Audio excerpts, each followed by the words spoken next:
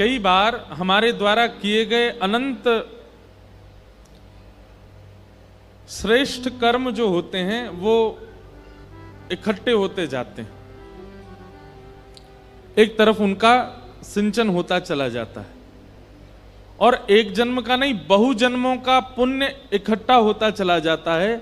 और जब वो इतना हो जाता है कि ठाकुर जी सोचते हैं कि भाई इसका फल अब इस व्यक्ति को देना चाहिए, तब ठाकुर जी अपना सत्संग प्रदान करते हैं। अच्छा, एक बात बहुत ध्यान से सुनिएगा, सत्संग तो बहुतों को मिल जाता है। अब सुनाम का ये पंडाल, किसी यहां पे कोई ऐसा तो है नहीं सीमित लोग ही आएंगे, जिसका मन हो जिसकी रुचि हो सब जाओ, जाकर के सत्संग सुनो। आज हम कॉलेज में गए, वहां दुनिया भर के बालक बैठे थे, सबको अलाउ है कि सब जाकर के सुनो। सुनना सबके भाग्य में हो सकता है, पर सुनकर के जीवन में उतारना उसी के जीवन में होगा जिसको ठाकुर जी चाह रहे होंगे, जिसके भाग्य उदित हुए होंगे। बातें तो अच्छी अच्छी सब कही जाती हैं, सब सुनाई जाती हैं, पर सब परिवर्तन नहीं कर पाते अपने जीवन में।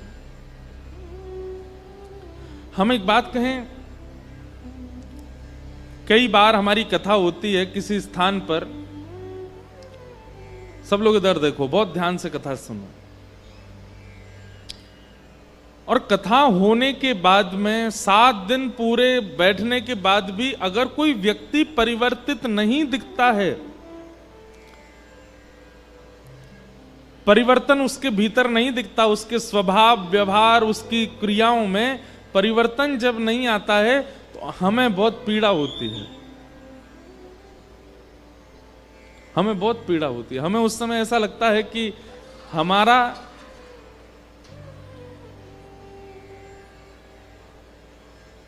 क्या हो गया भैया?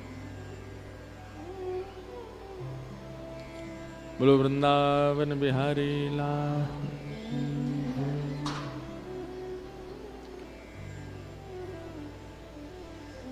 अब यहां सावधानी व्यास जी की ही हट जाती हो तो श्रोताओं की क्या होगा? कोई गिर गए? अच्छा, तो मैं निवेदन कर रहा था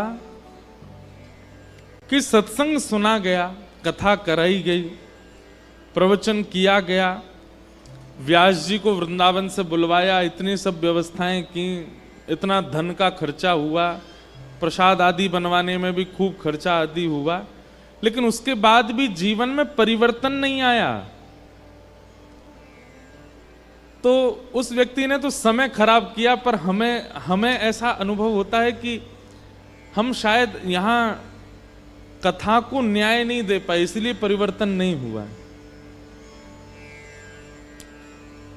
कहीं ना कहीं उसका जवाब हमको देना पड़ेगा ठाकुर जी को कि तुम सुनाम गए थे, इन लोगों के बीच में कथा करके आए, देखो ये सब ऐसे ऐसे काम कर रहे हैं। या तुम वहां गए थे, वहां के लोगों को तुमने कथा सुनाई, पर उनमें कोई परिवर्तन ऐसा हुआ नहीं।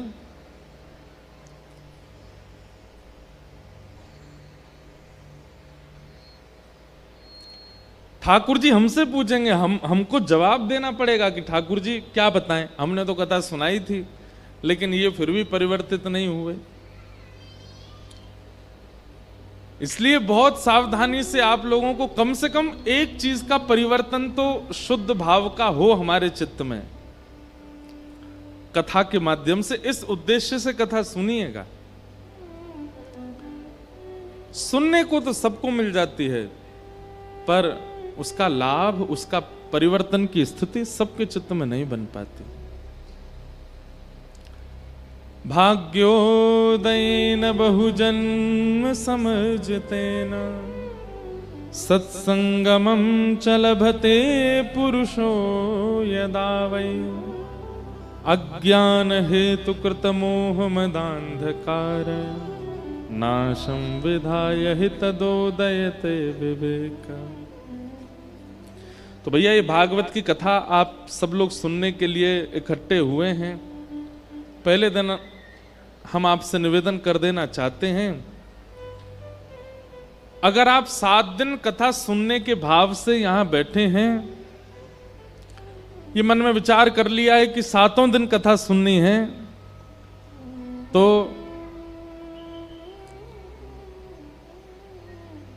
एक उद्देश्य पहले ही विचार कर लीजिएगा। उद्देश्य क्या है, कारण क्या है? यहां भागवत के श्रवण का या महाराज जी के श्रवण का उद्देश्य क्या है, इसके पीछे आप चाहते क्या हैं, वो पहले ही विचार कर लीजिएगा। आज ही विचार कर लीजिएगा, तभी कथा का वह सुख, वह लाभ आपको मिल पाएगा। आइए, कल तो हमने महात्म्य सुना था, आज प्रथम स्कंद से कथा का प्रारंभ करते हैं।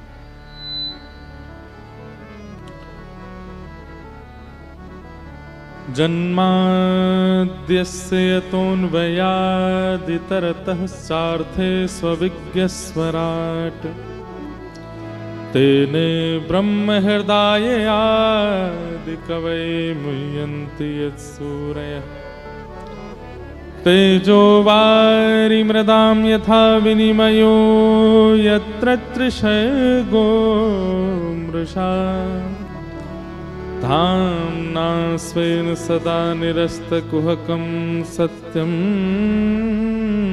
परम धीमहि। वास्तव में श्रीमद् भागवत के प्रारंभ में, मध्य में और विश्राम के श्लोक को यदि देखते हैं तो एक बात स्पष्ट होती है कि श्रीमद् भागवत जी सत्य की वंदना करती हैं। भागवत जी के पहले श्लोक में किसी देवी देवता का नाम नहीं है। व्यास जी लिखते हैं सत्यम परम धीमहि। श्रीमद् भागवत जी के मध्य में जाएंगे, बिल्कुल बीच में, तो सत्यव्रतम सत्य परम त्रिसत्यम सत्यश्च योनिम निहितम च सत्ये सत्यस्य सत्य मृत सत्य नेत्रम सत्यात्मकम त्वाम शरणम प्रपन्ना, वहां भी सत्य की वंदना। और श्रीमद् भागवत जी का जब विश्राम होता है तो विश्राम में भी सत्यम परम धीमहि कहते हैं। त्रिकाला बाधित सत्य, प्रारंभ, मध्य और विश्राम, तीनों में सत्य है। इससे ये बात स्थापित होती है, ये बात प्रस्तावित होती है कि परम सत्ता जो भी हैं उनके रूप स्वरूप भिन्न हो सकते हैं, परंतु हैं वो परम सत्य ही परमात्मा है। एक बात बहुत ध्यान से सुनिएगा, यदि आप सत्य वाचन करते हैं तो जितना पुण्य नाम जापक को मिल रहा है, जितना पुण्य परिक्रमा करने वाले को मिलता है, जितना पुण्य तीर्थयात्री को मिलता है, उतना ही पुण्य आप भी कमा रहे हैं, क्योंकि आप सत्य वाचन करते हैं। पर सत्य कहां बोलना चाहिए और कैसे बोलना चाहिए, यह भी आध्यात्म ही सिखाता है। कई जगह ऐसी है वहां पर सत्य वाचन गलत हो जाएगा। जैसे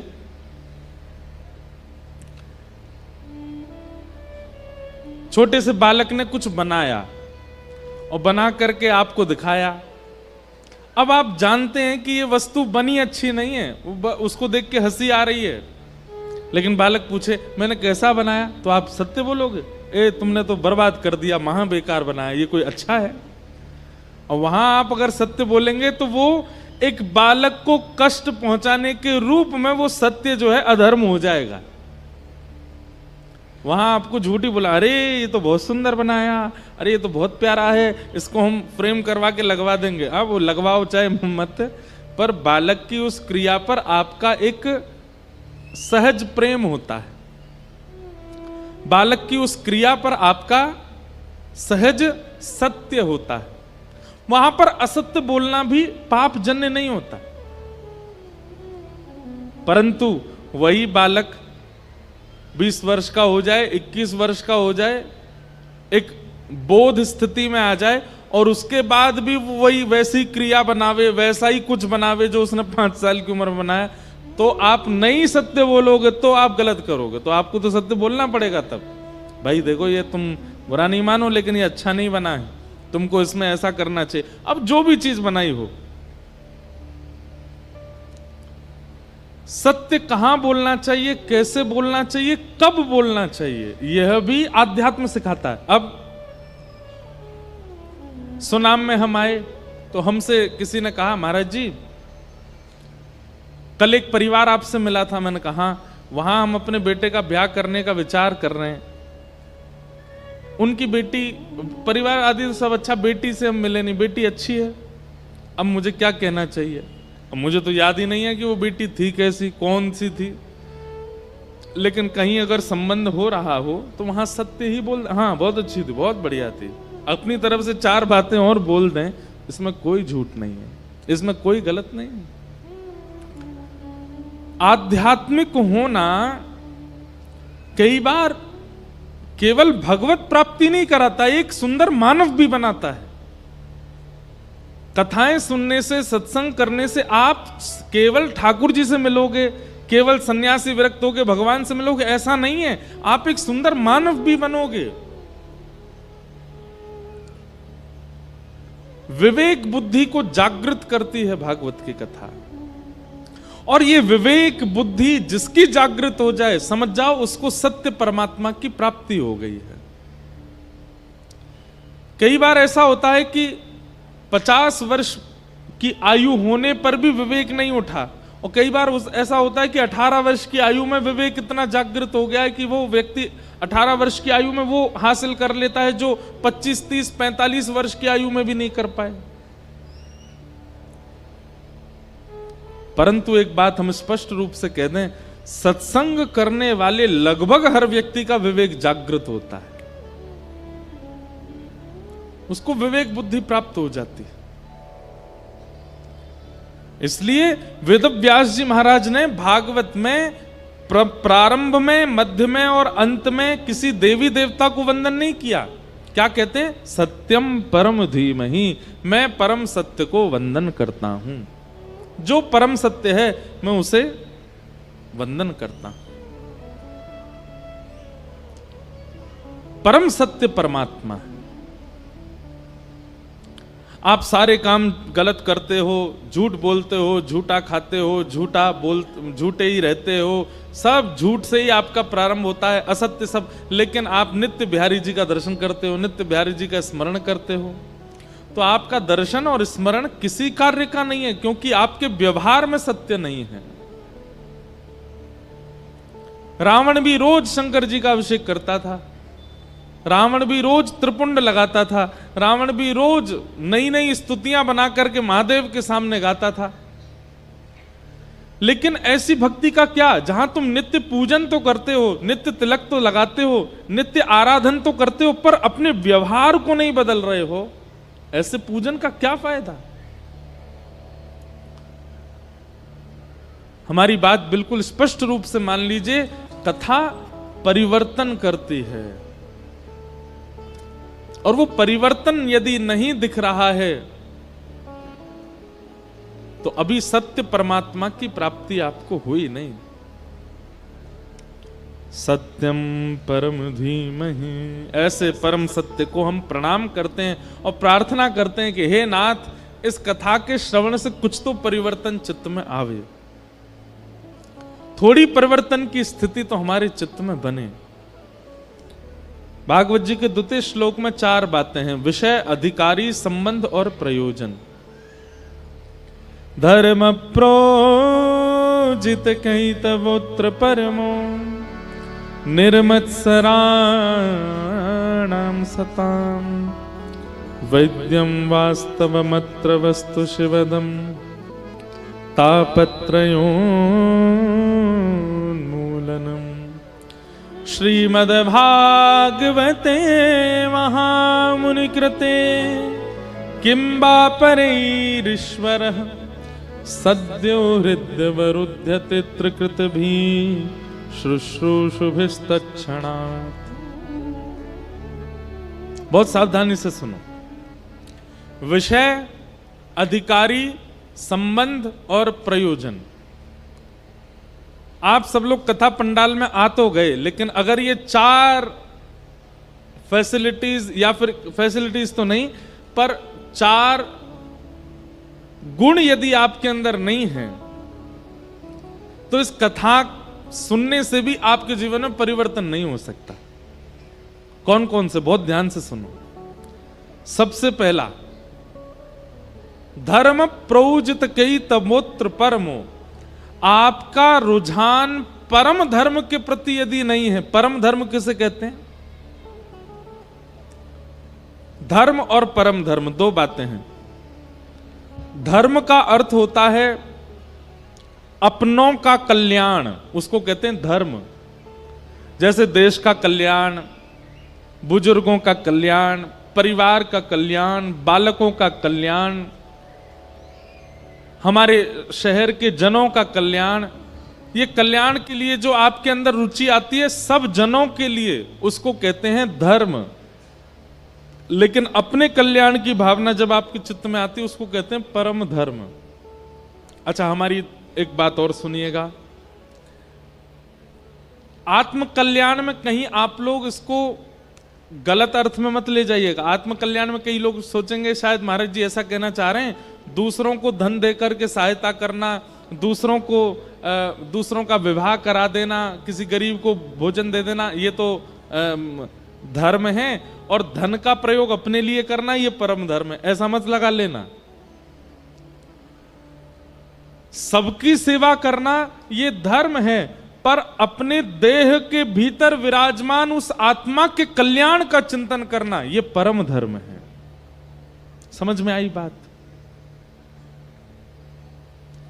आप परोपकार करते हो, गरीबों को भोजन कराते हो, बच्चों को स्कूल पढ़ाने की व्यवस्था करते हो, गरीब कन्याओं का ब्याह कर देते हो, किसी को धन दे देते हो, वस्त्र दे देते हो, सामाजिक कल्याण, राष्ट्रीय कल्याण, देश के कल्याण की भावना आपके चित्त में है, वो धर्म है।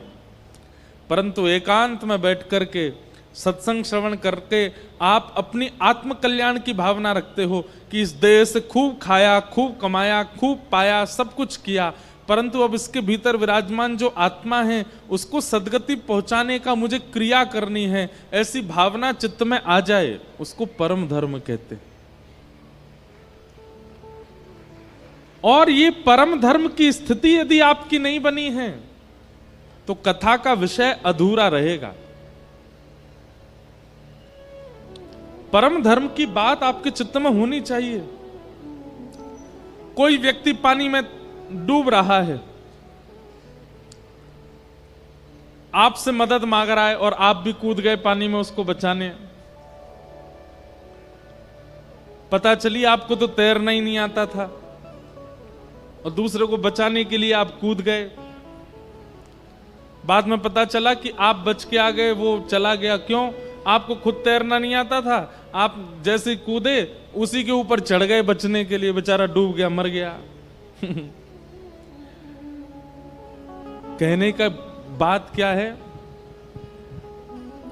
जब तक स्व कल्याण की भावना चित्त में नहीं आएगी आप दूसरे का हित कैसे करोगे? स्वयं को तैरना नहीं आता तो डूबते हुओं को कैसे बचाओगे? स्वयं का भजन नहीं है, स्वयं के पास में वो विवेक बुद्धि नहीं है, तो फिर दूसरे की सहायता आप कैसे करोगे?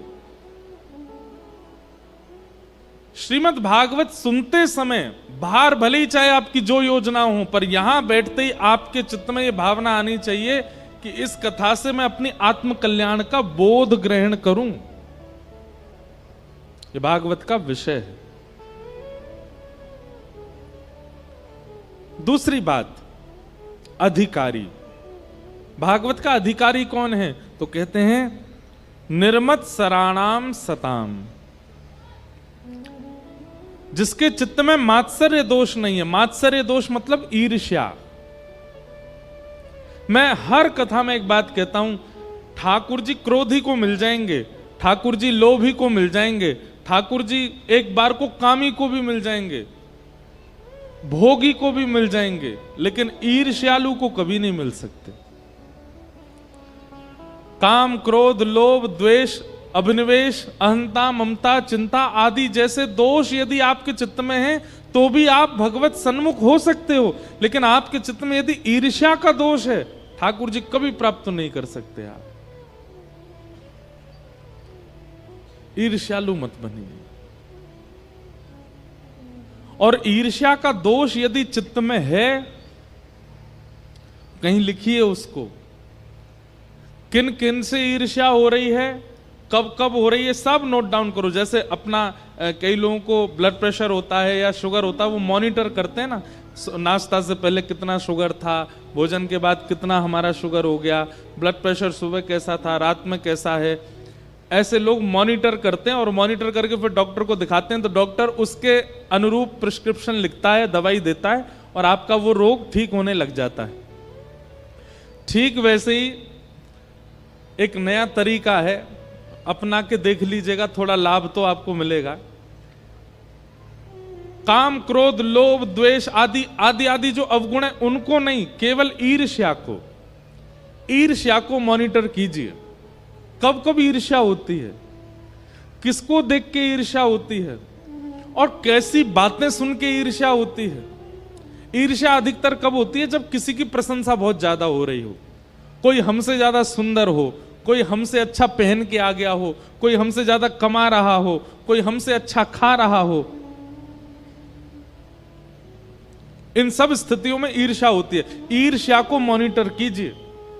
और आज की डेट में तो पेन कॉपी लिख रखने की जरूरत नहीं, फोन है सबके पास। आप हमारी बात को मान लीजिए, 15 दिन में आपकी ईर्ष्या खत्म होगी। ईर्ष्या को मॉनिटर कीजिए, कब कब ईर्ष्या होती है। अब हुई, ये सामने से ये आ रहे थे, इनको देख के हुई।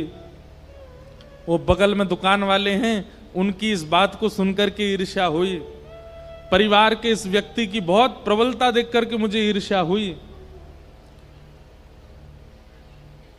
और संपूर्ण मॉनिटर करके 1 दिन, 2 दिन, 3 दिन का पूरा मॉनिटर करो और तीसरे दिन अपने घर के ठाकुर जी को बताओ, हे ठाकुर जी, परसों से आज तक हमको इतनी बार ईर्ष्या हुई और इन बातों पर ईर्ष्या हुई, ऐसे ऐसे ईर्ष्या हुई, कृपा करके आप अनुग्रह कीजिए और इस ईर्ष्या के दोष को नष्ट कीजिए।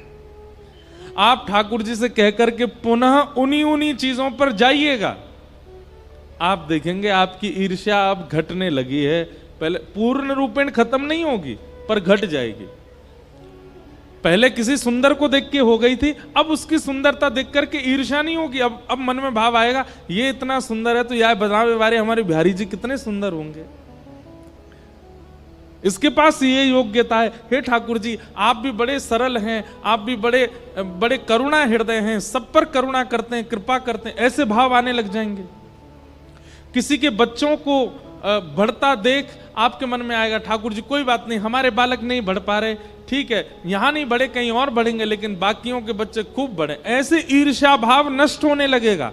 क्यों? क्योंकि आपने ईर्ष्या के उस दोष को वैद्य रूपी श्री कृष्ण को बताया।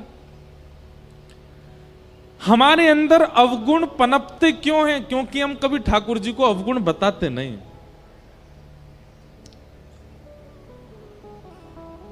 अपने अवगुणों को मॉनिटर कीजिए और मॉनिटर करके ठाकुर जी को बताइए, ठाकुर जी से कहिए। सूरदास जी महाराज कहते हैं, कौन कुटिल खल कामी मौसम, कौन कुटिल खल कामी, कौन कुटिल खल कामी मौसम, कौन कुटिल खल कामी, जो तन दियो ताहि बिसरायो, जो तन दियो ताहि बिसरायो, ऐसो नमक हरामी मौसम, कौन कुटिल खल कामी, कौन कुटिल खल कामी मौसम, कौन कुटिल खल कामी। सूरदास जी जैसे भक्त जिन्हें कहा जाता है, सूरदास कौन है? बोले भक्तों के जहाज हैं। बोले सूरदास जी जहाज हैं, जिस जहाज में बैठ करके ना जाने कितने असंख्य भक्तों ने भगवत प्राप्ति कर ली। वो सूरदास कह रहे हैं कौन कुटिल खल कामी मौसम। इससे ये बात प्रमाणित होती है कि ठाकुर जी को एकांत में बैठ करके यदि व्यक्ति अपने अवगुण बतावे तो ठाकुर जी धीरे धीरे उस अवगुण को नष्ट करते। हमारे बिहारी जी को देखो, राधा रमन राधा वल्लभ जी को देखो। मैं कथाओं में कहा करता हूं ठाकुर जी वंशी ही क्यों धारण करते हैं अपने अधर पर। ठाकुर जी ने इतने सारे वाद्यों में केवल वंशी को ही क्यों चुना? क्योंकि बाकी के जितने भी वाद्य हैं ना, पोले सब होते हैं अंदर से, पर सब अपने पोलेपन को छुपा के रखते हैं। वंशी एकमात्र ऐसी है, वो जैसी है ठाकुर जी को प्रस्तुत कर देती है स्वयं को। ढोलक है और भीतर से तो खाली पड़ी है, लेकिन दोनों तरफ से खुद को ढक रखा है। तबला है, भीतर से खाली है पर दोनों तरफ से ढक रखा है। सितार है, वो सितार का तंबूरा होता है पीछे, वो कद्दू के फल से बनता है शायद। पोला होता है अंदर से लेकिन छुपा रखा है। हारमोनियम बाजा है, भीतर इसमें खूब खालीपन होता है पर छुपा के रखता है। सारे वाद्य अपने आप को छुपा करके रखते हैं। एकमात्र वंशी ऐसी है जो अपने समस्त खालीपन को ठाकुर जी के आगे प्रस्तुत कर देती है। मतलब अपने दोष को छुपाती नहीं है ठाकुर जी, इसलिए ठाकुर जी उसको अधर पर धारण करते हैं। दो कारण, अवगुण ठाकुर जी के सन्मुख कह दो तो अवगुण सद्गुण हो जाएगा, और अवगुण यदि ठाकुर जी को बता दिए गए तो ठाकुर जी स्वीकार कर लेते हैं। ठाकुर जी कहते हैं भैया या में कोई लाग लपेट ना है, जे ने को वो अपने आप पे छुपावे ना है, जैसो है वैसो आगो मेरे सामने। भागवत में कथा आती कुब्जा, 3 जगह से कमर टेढ़ी उसकी। जब ठाकुर जी के सन्मुख से निकली, उसने अपने उस अंतरंग दीन स्वरूप को ठाकुर जी से छुपाया नहीं। भगवान उससे बात करने लगे तो कुब्जा बोली आप मुझसे चर्चा मत कीजिए। क्यों? आप त्रिभुवन सुंदर हैं और मैं अत्यंत कुरूपणी। मुझसे चर्चा करते हुए कोई आपको देख लेगा तो आपके ऊपर प्रश्न उठाएगा। ठाकुर जी ने मन में विचार किया, इसने अपने दोष को किंचित भी छुपाया नहीं तो लोग पता कैसे होते हैं, उनके अंदर एक दोष आ जाता है, उस दोष को छुपाने के लिए 5 झूठ और बोलते हैं।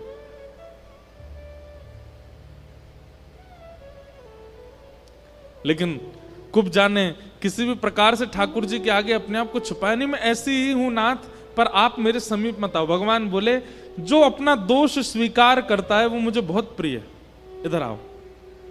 और भगवान ने कुब्जा की थोड़ी पकड़ी, अपनो पाम धरो वा के ऊपर और नेक झटका लगाया। महाराज परम सुंदरी हो गई कुब्जा, स्वस्थ कर दिया ठाकुर जी ने। हम कैसे हैं पता है? बाहर तो सारे गलत क्रियाएं करके आते हैं, लोगों के प्रति दुर्भाव रख के आते हैं, पत्नी पर क्रोध करके आते हैं, बच्चों को भला बुरा सुना के आते हैं, और मंदिर में आकर के चंदन फोटा लगा करके ऐसे बन जाते हैं बिल्कुल इनसे बड़ा कोई भक्त नहीं है महाराज। परम दीन, परम सरल, परम विरक्त ठाकुर जी को ऐसे लोग बिल्कुल प्रिय नहीं। इसलिए भैया अपने दोषों को ठाकुर जी से कहो, अपने दोष ठाकुर जी से कहो।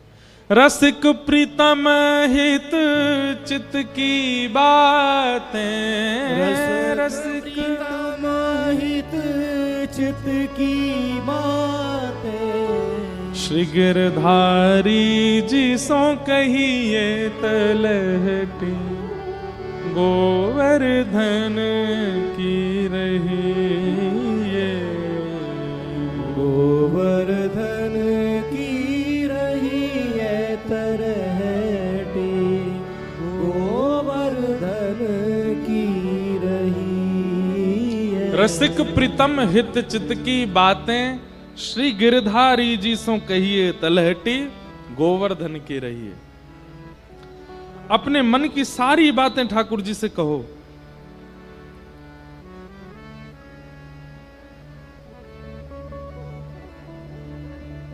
एक लीला चरित्र मुझे याद आया तो मन में भाव आया, सुनाऊं। हमारे ब्रज वृंदावन में एक श्री राधा वल्लभ लाल जी के परम वैष्णव भक्त हुए, उनका नाम था छबील दास जी। क्या नाम था? छबील दास। इनका नाम था छबील दास तांबुली। जब श्री राधा वल्लभ लाल जी वृंदावन में विराजमान हुए तो छबील दास जी की सेवा थी, ठाकुर जी का बीड़ी भोग तैयार करते थे, पान की बीड़ी बनाते थे और लता कुंजों में बैठ करके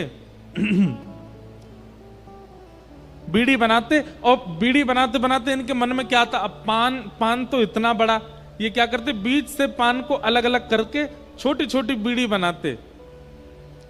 कोई इनसे पूछता, बोले आप पान को बीच से अलग करके छोटी छोटी बीड़ी क्यों बनाते? तो कहते हैं दो भाव हैं इसके प्रति। बोले क्या, हमारे ठाकुर जी भी युगल हैं तो बीड़ा भी युगल जानी चाहिए। और दूसरा भाव ये कहते, बोले लाला को मुखमंडल छोटो सो है, बड़ी बड़ी बीड़ा पावे में कहीं वाकु दिक्कत नहीं हो, या हमारे छोटी छोटी बनाओ। तो छोटी छोटी बीड़ा बनाते थे।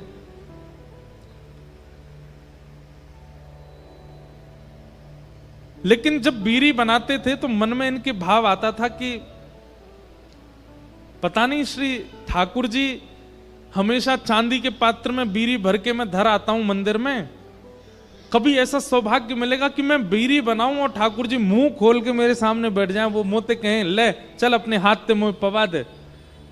तो जब बीड़ी सेवा करते थे तो मन में ये उनके चिंतन चलता रहता था कि कभी ऐसा दिन आएगा कि नंद नंदन श्याम सुंदर सामने बैठे और बैठ के अपना छोटा सा मुख खोल के मुंह से कहें कि मुंह को बीड़ी पवाए थे। आहा,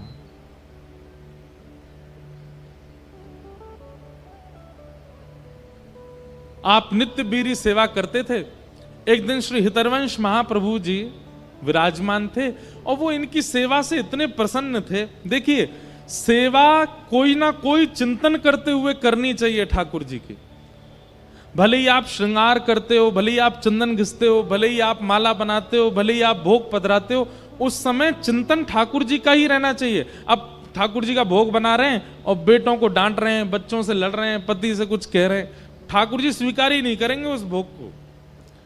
जब कुछ सामग्री घर में बन रही हो तो नेत्र बंद हो, चिंतन चल रहा हो कि हे श्याम सुंदर, कभी आप सन्मुख बैठो, मैं अपने हाथ से आपको पवाऊं, ऐसी कोई शोभा हमें प्रदान करो। या फिर कुछ भी बनाते बनाते मन में विचार करो, अभी तो ठाकुर जी घर की सेवा है, नेक नेक आपको पवा रहे हैं, कभी संभव होएगा 56 भोग बनाएंगे, कभी ऐसा बनाएंगे। कुछ ना कुछ भगवत भाव का चिंतन उस समय मन में चलते रहना चाहिए, तो ही सेवा श्रेष्ठ मानी जाती, तो ही सेवा स्वीकार होती। सब लोग इधर देखो, इधर देखो, कथा सुनो।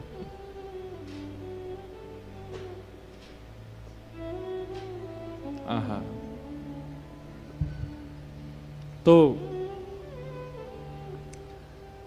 छबील दास हितरवंश महाप्रभु की दर्शन को गए तो महाप्रभु जी बोले, मैं निज सेवा में भीतर जाऊं और तेरी बीड़ी भोग को देख करके राधा वल्लभ लाल जी प्रसन्न हो जाएं। बोलो वृंदावन बिहारी लाल की, श्री राधा रमण लाल की, श्यामा प्यारी कुंज बिहारी, जय जय श्री हरिदास दुलारी, श्यामा प्यारी कुंज बिहारी, जय जय श्री हरिदास दुलारी, श्यामा प्यारी कुंज बिहारी, जय जय श्री हरिदास दुलारी, श्यामा प्यारी कुंज बिहारी, जय जय श्री हरिदास दुलारी, श्यामा प्यारी कुंज बिहारी, जय जय श्री हरिदास दुलारी, श्यामा प्यारी कुंज बिहारी, श्री हरिदास दुलारी कुंज बिहारी जय श्री हरिदास दुलारी। श्री वृंदावन बिहारी लाल की। परमानंद परम सुख हमारे श्री कुंज बिहारी लाल जी के परम लाडले और श्री गिरिराज जी को अत्यंत सुख दे में ऐसे हमारे बाबा चित्र विचित्र जी महाराज पधारे हैं। आपको खूब खूब वंदन। और ठाकुर जी की तो ऐसी कृपा है रही है कि हम ब्रज में ना मिल पामे दोनों, पंजाब में मिलनो हेरो हमारो। तो अभी कछु दिना पहले अमृतसर में मिले और अब यहाँ सुनाम में मिल रहे हैं। इतनो मिलन तो हमारो ब्रज में ना है पाए जितनो पंजाब में हेरो। आप सबन को धन्यवाद कि रसिक जनन को मेल मिलाप ये पंजाब की भूमि करवा रही हो, आप सब करवा रहे हैं। या के कार्य या के काजे हम आप सबन को धन्यवाद कहें और यूं कहें बिहारी जी आपको भी ऐसे रसिकन से मिलवाते रहे।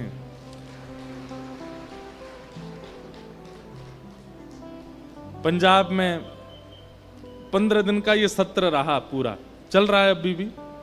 तो अमृतसर में भी महाराज जी के दर्शन भये, वहां खूब आनंद करते, खूब ठाकुर जी को मुखोल्लास करते, खूब खेल भी खेलते, आनंद भी करते।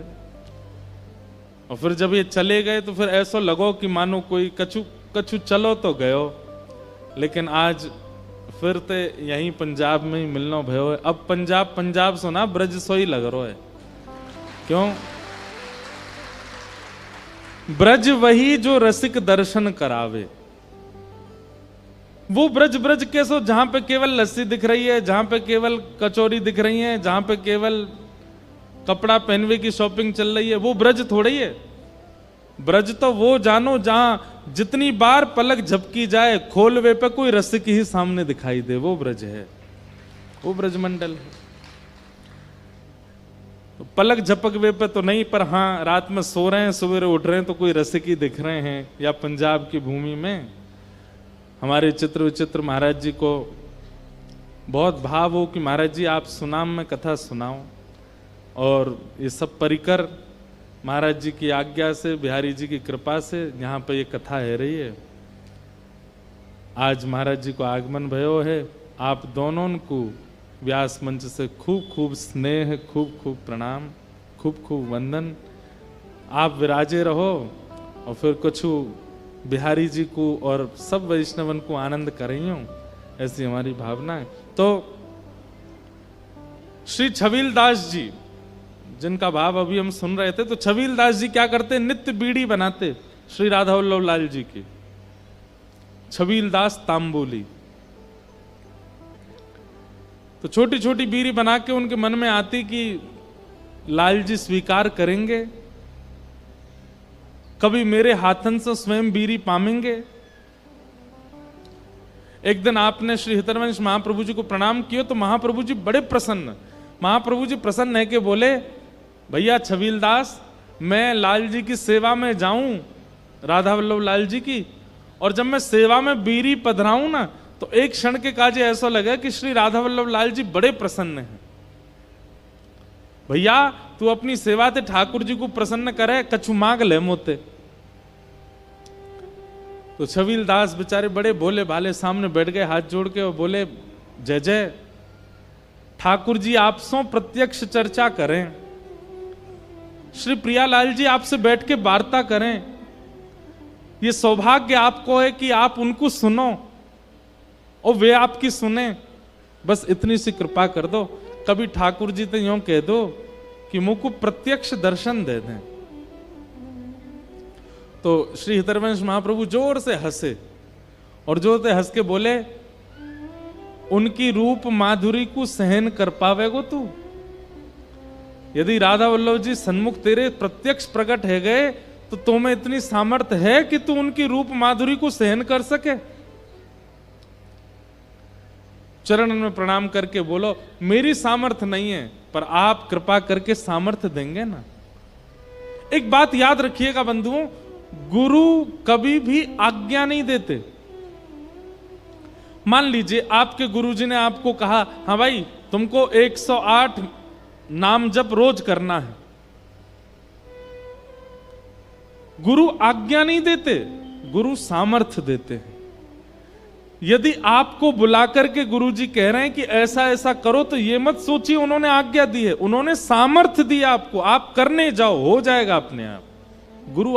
गुरु की वाणी को आज्ञा मान करके मत जाइए, गुरु की वाणी को तो सामर्थ्य मान के जाओ। भले ही जेब में पैसा नहीं है, भले ही बैंक अकाउंट में कुछ भी नहीं पड़ा, और गुरु जी कह दें हाँ भाई एक काम करो, श्री ठाकुर जी का ऐसा ऐसा मंदिर बनाओ, आपको गुरु जी से फिर किंतु परंतु नहीं कहना है। गुरु जी कैसे होगा, क्या होगा, हम पे तो है नहीं, आप किसको आज्ञा दे रहे हैं, मेरे पास तो कुछ भी नहीं। गुरु जी ने अगर कह दिया ऐसा करो, आप विश्वास मान लो, बोले गुरुदेव कह रहे हैं, इसका मतलब सामर्थ्य भी गुरु ही दे रहे हैं, आप बस करने चलो, अपने आप होगा। कितनी बार देखा गया ऐसा, और कितनी बार नहीं, हर बार जब जब शिष्य ने गुरु की आज्ञा को सामर्थ्य माना, वो शिष्य कभी हारा नहीं। छबीलदास कहते हैं मेरी सामर्थ्य तो इतनी भी नहीं कि मैं बीड़ी भोग बनाऊं, पर आप यदि सामर्थ्य देंगे तो निश्चित हो जाएगा। हितरवंश महाप्रभु ने ऐसे ही बैठे बैठे केवल हाथ फेर दिया, हंस गए थोड़े से। छबीलदास का रोज का नियम था छोटी छोटी बीड़ी बनाना, चांदी के पात्र में लेकर के श्री राधा वल्लभ जी के सन्मुख पधरा के आना। आज छबीलदास जैसे ही राधा वल्लभ जी के प्रांगण में गया,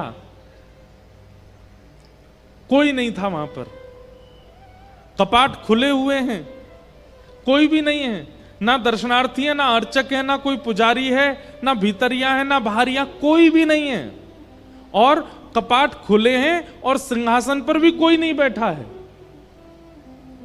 छबीलदास तो देख करके बड़ा भयभीत हो गया, बोले जे कैसी लीला है रही है भैया, मंदिर में भी कोई ना है और कोई ना घूम रहा ना डोल रहा, और ठाकुर जी के सिंहासन पर भी ठाकुर जी नहीं है। घबरा गया। जैसे उसने चारों ओर देखा, तभी एक नव निकुंज थी, वह निकुंज में से सुंदर पीतांबरी पहने, नील वर्ण श्याम सुंदर, अद्भुत शीश पर मणियों का मुकुट धारण किया है, कटाक्ष नेत्र हैं, मुख में लालिमा है, गोल गोल गाल चमक रहे हैं, और ठाकुर जी त्रिभंग लली श्याम सुंदर मटक मटक के चलते भय आ रहे हैं। और निकुंज में से जैसे ही सन्मुख आए, छबीलदास तो देख करके आंखन की पलक झपकनो भूल गयो, श्वास लेनो भूल गयो, हिलनो डुलनो भूल गयो, वो तो यूं भूल गयो मैं कौन हूं, मेरो नाम का याददाश्त चली गई बाकी।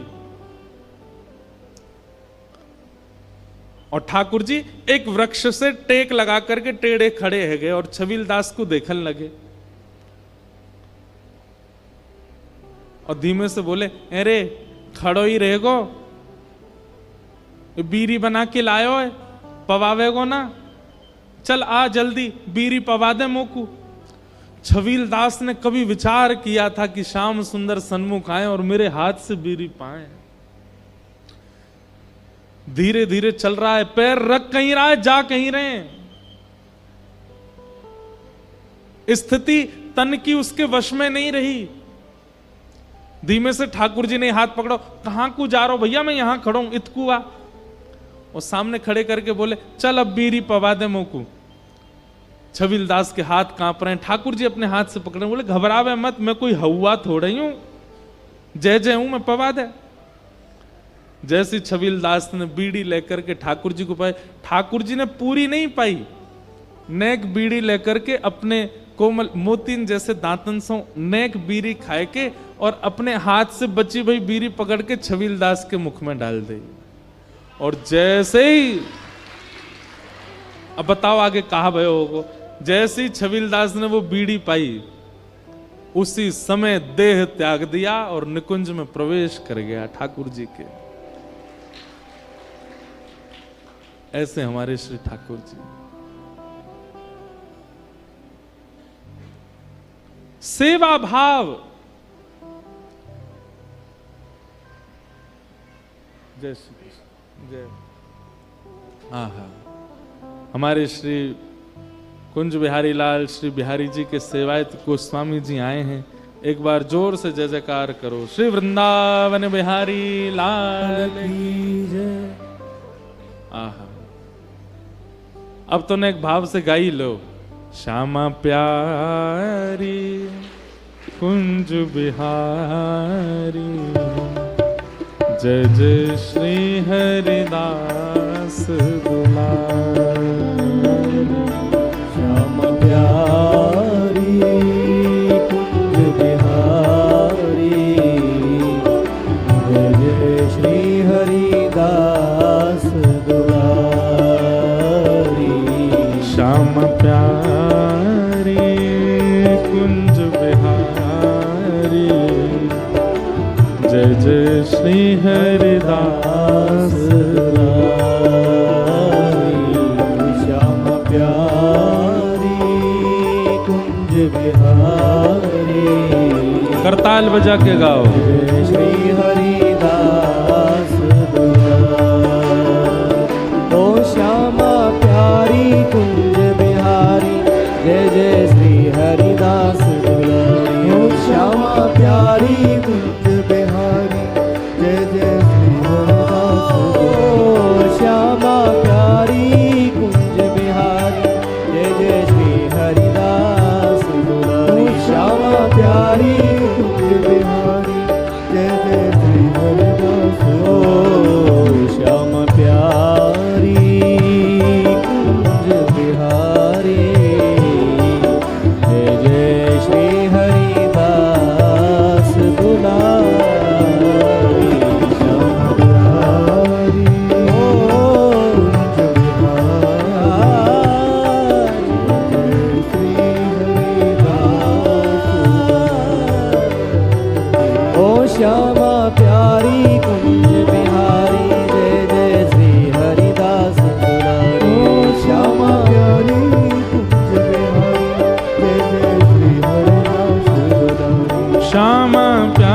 कुंज बिहारी, जय जय श्री हरिदास दुलारी। श्यामा प्यारी कुंज बिहारी, जय जय श्री हरिदास दुलारी। ओ श्यामा प्यारी कुंज बिहारी, जय जय श्री हरिदास दुलारी। प्यारी कुंज बिहारी, जय जय श्री हरिदास दुलारी। ओ श्यामा प्यारी बांके बिहारी, जय जय श्री हरिदास दुलारी। श्यामा प्यारी कुंज बिहारी, जय जय श्री हरिदास दुलारी। ओ श्यामा प्यारी कुंज बिहारी, जय जय श्री हरिदास ओ दुलारी। श्यामा प्यारी कुंज बिहारी, जय जय श्री हरिदास दुलारी। श्यामा प्यारी कुंज बिहारी, जय जय श्री हरिदास दुलारी। श्यामा प्यारी कुंज बिहारी, जय जय श्री हरिदास दुलारी। ओ श्यामा प्यारी कुंज बिहारी, जय जय श्री हरिदास दुलारी। श्यामा प्यारी कुंज बिहारी, जय जय श्री हरिदास दुलारी। हे श्यामा प्यारी कुंज बिहारी, जय जय श्री हरिदास ओ दुलारी। श्यामा प्यारी कुंज बिहारी, जय जय श्री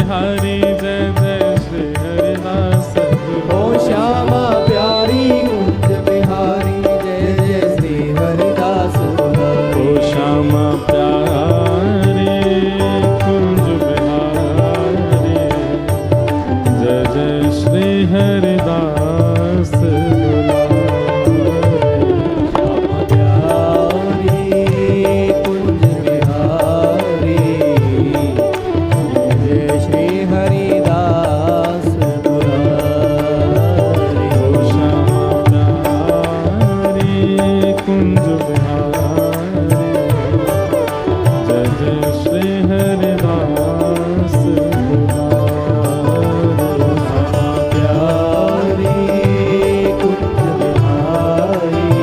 श्री वृंदावन बिहारी लाल की जय जय श्री राम, जय जय श्री राधे, जय जय श्री राधे।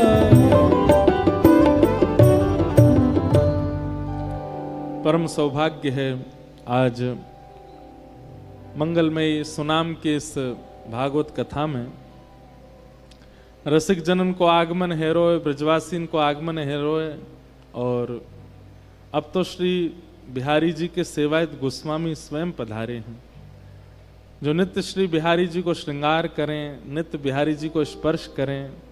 हमारे वृंदावन के राजकुमार, राजा ही हैं साक्षात श्री ठाकुर जी, और राजा की सेवा जो करें उनसे ज्यादा बना के रखनी चाहिए, राजा से ज्यादा।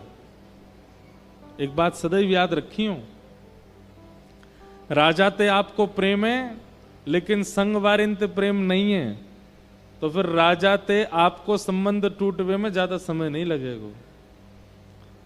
कई लोग बिहारी जी से तो बहुत संबंध माने, बहुत प्रेम माने, लेकिन ब्रजवासीन ते, ब्रज के लोगन ते ज्यादा चर्चा ना कर। अरे ब्रज के लोग तो यूं बोलते हैं, ऐसे बोलते हैं, ऐसे करें। ऐसी भावना यदि ब्रजवासीन के लिए चित्त में आ रही है तो वो समय दूर नहीं कि बिहारी जी भी चित्त ते चले ही जाएंगे। या हमारे ब्रज के जनन से तो बहुत प्रेम करना चाहिए। ठाकुर जी ते ज्यादा उकल लो, कोई वहां में बुराई नहीं है, लेकिन प्रेम तो ब्रजवासीन ते होना चाहिए। हमारे श्री बिहारी जी के सेवाधिकारी सब गोस्वामी यहाँ पधारे हैं। पूज्य श्री संजीव गोस्वामी जी, श्री नितिन गोस्वामी जी, श्री राजू गोस्वामी जी, श्री सचिन गोस्वामी जी वृंदावन बिहारी लाल जी के चरणन से आप सबन के काजे खूब प्रेम स्नेह आशीष लेकर के आए हैं। आप सब सुनामवासीन की ओर से समस्त गोस्वामियों को बारंबार प्रणाम, बारंबार वंदन। वही बात है, इतनों तो हम ब्रज में ना मिल पाए जितनों पंजाब में मिल रहे हैं। आप सब लोगों को खूब स्नेह है। तो मैं निवेदन कर रहे हो कि सेवा में स्थिति कैसी होनी चाहिए। कोई भी सेवा को भाव हो, सेवा के समय चित्त में, बुद्धि में और कोई स्मृति आनी ही नहीं चाहिए। ठाकुर जी को श्रृंगार कर रहे हैं और वह श्रृंगार के समय पर आपको यदि संसारी कार्य याद आ रहे हैं तो आप क्षमा कीजिए, ठाकुर जी को श्रृंगार ने एक देर रोक के पहले काम ही कर आओ अपनो। ठाकुर जी की सेवा के समय कोई और स्थिति चित्त में नहीं होनी चाहिए। छबील दास को केवल बीड़ा की सेवा करवे से ठाकुर जी मिल गए। क्यों? क्योंकि वो बीड़ी बनाते समय एक एक सामग्री भी बीड़ी में पधरावे ना, वह समय भी यही चिंतन करे, ये सामग्री डालूंगो तो श्री ठाकुर जी के मुख में जाएगो, उनको सुगंधी आवेगी। ये सामग्री डालूंगो कहीं याकू डारवे से श्री ठाकुर जी को चबावे में, ठाकुर जी को पावे में कहीं कष्ट नहीं है जाए। छोटी छोटी सामग्री बनाऊंगो, छोटे छोटे बीरा बनाऊंगो ताकि लाल जी को सुख मिले। ऐसी सेवा की भावना चित्त में रखे, वही के कारण श्री ठाकुर जी वाकू मिल गए और नित्य लीला में प्रवेश करवाए।